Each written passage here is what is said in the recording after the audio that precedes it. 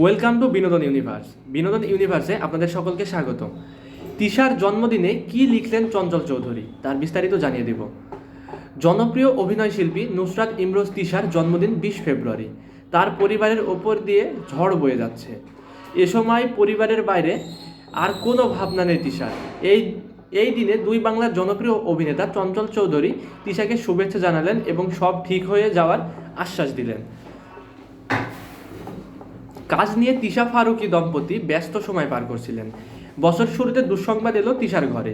জানুয়ারি মাসে ব্রেন স্ট্রোকে গুরুতর অসুস্থ হয়ে হাসপাতালে ভর্তি হন মোস্তফা সরোয়ার ফারুকী। সুস্থ হয়ে বাড়িও ফিরে যান ফারুকী, কিন্তু এরপর হঠাৎ অসুস্থ হয়ে যায় এ তারকা দম্পতির মেয়ে ইলহাম নুসরাত ফারুকী। তাই এবারের জন্মদিনে কোনো আয়োজন নেই তিশার।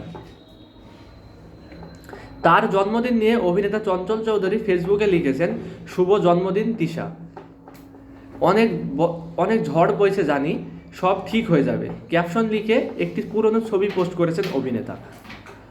জন্মদিন প্রসঙ্গে তিশা বলেন, আমার তো মনেই ছিল না আজ 20 ফেব্রুয়ারি, মনে থাকার কথাও নয়।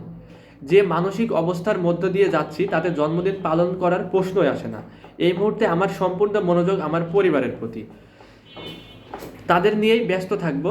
1995 সালে নতুন কুড়ি প্রতিযোগিতায় প্রথম স্থান পাওয়া তিশার মিডিয়া জগৎ পদার্পণ টেলিভিশনের মাধ্যমে। শিশুশিল্পী হিসেবে মূলত গান করতেন। 1997 সালে অনন্ত হীরার সাত পেড়ে কাব্য নামে একটি নাটকে শিশুশিল্পী হিসেবে শখের পাশে অভিনয়ের মাধ্যমে অভিনয় জগতে পদার্পণ করেন। 2003 সাল থেকে অভিনয় ও মডেলিংয়ে ব্যস্ত হয়ে পড়েন তিনি। তিশা অ্যাঞ্জেল 4 নামের একটি ব্র্যান্ড দলও গঠন করেছিলেন।